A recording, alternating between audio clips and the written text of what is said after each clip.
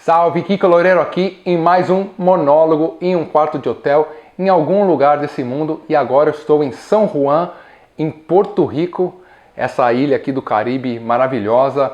Estou aqui num super hotel com uma praia paradisíaca, com aquelas piscinas infinitas, um mega hotel e tal, e lugar perfeito para se fazer um turismo, para ser um turista.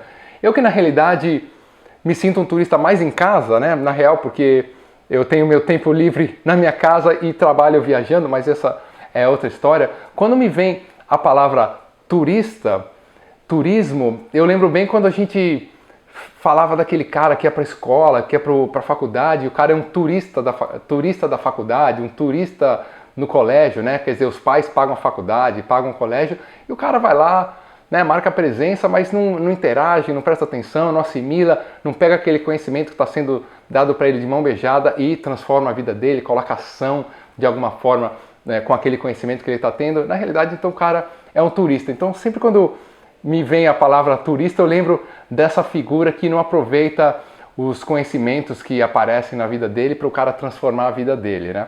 E assim, cada vez mais nesse mundo com tanta informação, né? As pessoas vêm para mim e falam: pô, Kiko, você já leu esse livro? Você já viu esse vídeo? Você já ouviu esse podcast? Você já ouviu esse autor aqui? Demais, você tem que ler, não sei o quê. Aí de repente você tem uma pilha de livros em casa que você não tem nem tempo de ler, né?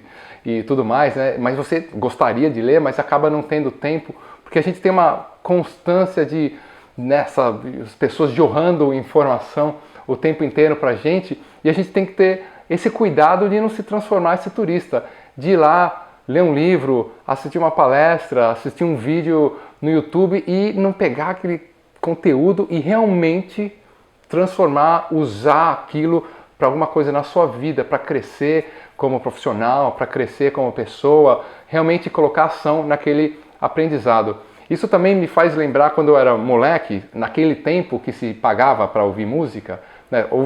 Existiu esse tempo, obviamente, que você tinha que ir na loja comprar música, né? Então a gente ia lá na loja, comprava um CD, comprava um vinil, e aí voltava para casa, você tinha aqueles 50 minutos, uma hora naquele CD, que você ouvia, assimilava, entendia tudo. De repente você comprava, no meu caso, que sou músico, comprava um livro de partitura e tentava aprender aquelas músicas e ficava repetindo, tocando a mesma coisa, e aquele conhecimento te transformava como músico, porque na realidade o material era escasso, então a gente tinha que fazer o melhor possível daquilo e realmente utilizava aquele material para se transformar, né?